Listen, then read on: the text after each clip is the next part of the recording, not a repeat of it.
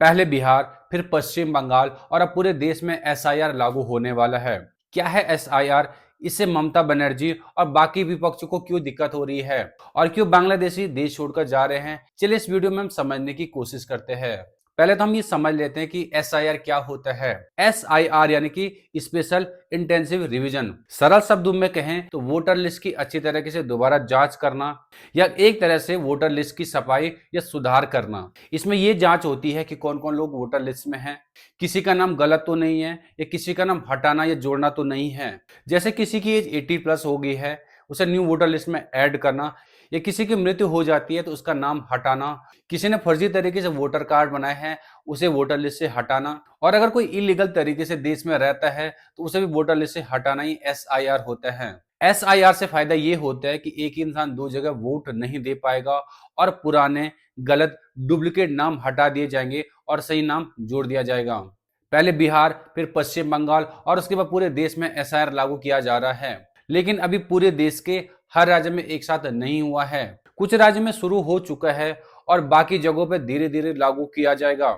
मतलब यह है कि देश भर में लागू होगा, लेकिन अलग अलग समय पर। अब बात आती है कि क्यों लाखों बांग्लादेशी भारत छोड़कर जा रहे हैं। भारत में एसआईआर के तहत कागजों की सख्त जांच शुरू हो गई है। कई जगहों पर सरकार ने पहचान और दस्तावेज की जांच तेज की है। जिन लोगों के पास सही पेपर नहीं है वे वापस लौट रहे हैं, और साथ ही सरकार ने देश में अवैध तरीके से रहने वाले लोगों की पहचान और जांच को लेकर नियमों को पहले से ज्यादा सख्त कर दिया है। इसी वजह से जिन लोगों के पास सही दस्तावेज नहीं है वे वापस अपने देश जा रहे हैं, क्योंकि जो लोग अब भारत में अवैध तरीके से रहेंगे अब उन पे 5 लाख का जुर्माना और 10 साल की जेल हो सकती है। इसी वजह से पश्चिम बंगाल से अवैध बांग्लादेशी देश छोड़ छोड़ कर जा रहे हैं। भारत बांग्लादेश बॉर्डर पर लाखों लोग अपने सामान कंधों पे ले जाकर वापस जा रहे हैं। अब बात करते हैं कि एसआईआर से देश के विपक्ष और ममता बनर्जी को क्यों दिक्कत हो रही है, जबकि ये प्रक्रिया वोटर लिस्ट को सही करने की है। तो आपको बता दूं कि पश्चिम बंगाल सरकार की मदद से ही ये लोग अवैध तरीके से देश में रह रहे हैं,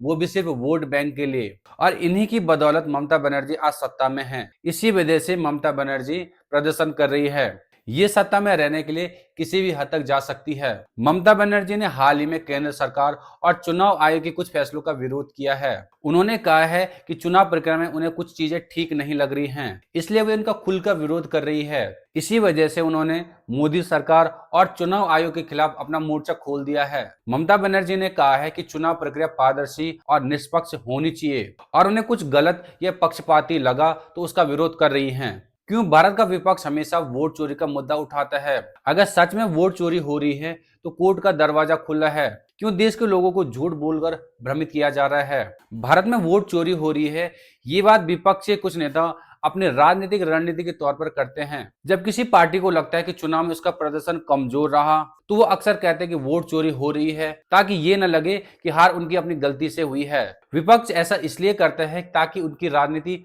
मजबूत रहे और समर्थन एकजुट रहे और चुनाव आयोग पर निगरानी बनी रहे। अब हम बात करते हैं बीजेपी का अगला मिशन बंगाल की। बीजेपी का लक्ष्य है 2026 के विधानसभा चुनाव में टीएमसी सरकार को हटाकर बंगाल में अपनी सरकार बनाना। इसके लिए पार्टी कुछ बड़े रणनीति पे काम कर रही है, जैसे गांव-गांव, बूथ-बूथ पर अपने कार्यकर्ताओं की टीम बढ़ा रही है। बीजेपी लगातार पंचायती चुनावों की हिंसा, भ्रष्टाचार और कट मनी जैसे मुद्दों को उठाकर टीएमसी को कमजोर करने की कोशिश कर रही है। बीजेपी ये दिखाना चाहती है कि प्रधानमंत्री की योजनाएं बंगाल में ठीक से लागू नहीं हो रही हैं। बीजेपी का मिशन 2026 ये है कि ममता बनर्जी को सत्ता से हटाना है, बंगाल में बीजेपी की सरकार बनानी है। इसके लिए बूथ से लेकर प्रदेश तक हर स्तर पर रणनीति चल रही है। 2024 के लोकसभा चुनाव में बीजेपी को पहले की तरह बहुत ज्यादा समर्थन नहीं मिला। 2024 के चुनाव में कुछ जगहों पर बीजेपी की सीटें कम हुई हैं, तो विपक्ष को लगा कि मोदी की लोकप्रियता पहले जितनी मजबूत नहीं रही। उन्हें ऐसा इसलिए लगा